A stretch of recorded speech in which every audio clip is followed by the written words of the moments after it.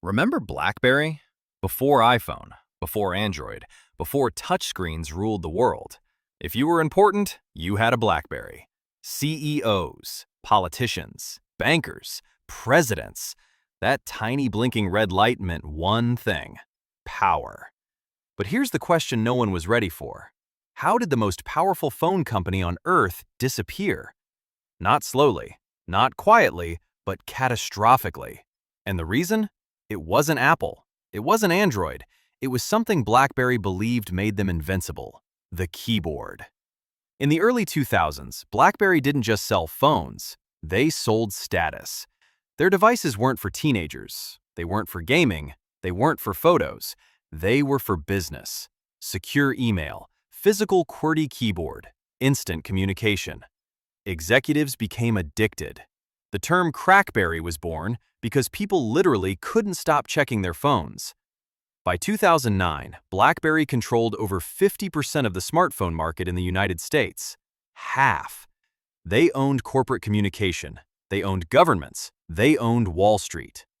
BlackBerry wasn't just winning, they were untouchable. Then, in January 2007, everything changed. Steve Jobs walked onto a stage and held up a phone with no keyboard, no buttons, just glass. Inside BlackBerry, they laughed. Executives reportedly called it a toy. No keyboard, no serious email, no physical keys. To BlackBerry, this wasn't competition, it was a joke. They believed touchscreens were slow, imprecise, unprofessional. Their keyboard wasn't just a feature, it was their identity. And that identity became their trap. What BlackBerry failed to see was that the phone was no longer just a communication tool, it was becoming a computer. Apps, entertainment, media, navigation, payments. Apple wasn't building a phone, they were building a platform. BlackBerry stayed focused on email speed while the world moved to touch, apps, and ecosystems.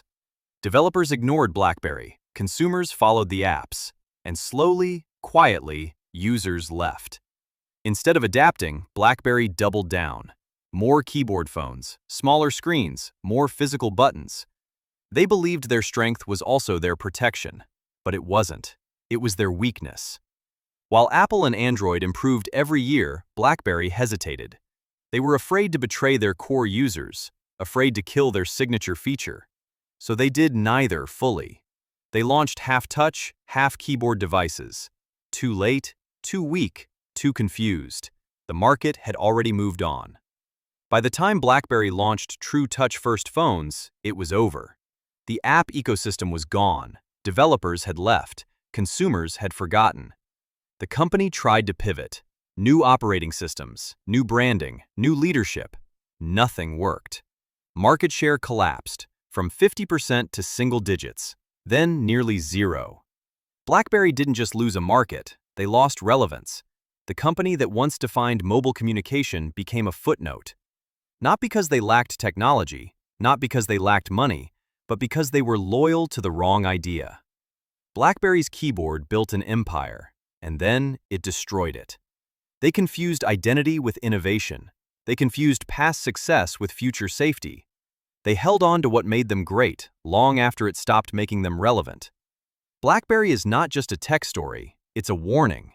In business, your greatest strength can become your deadliest weakness.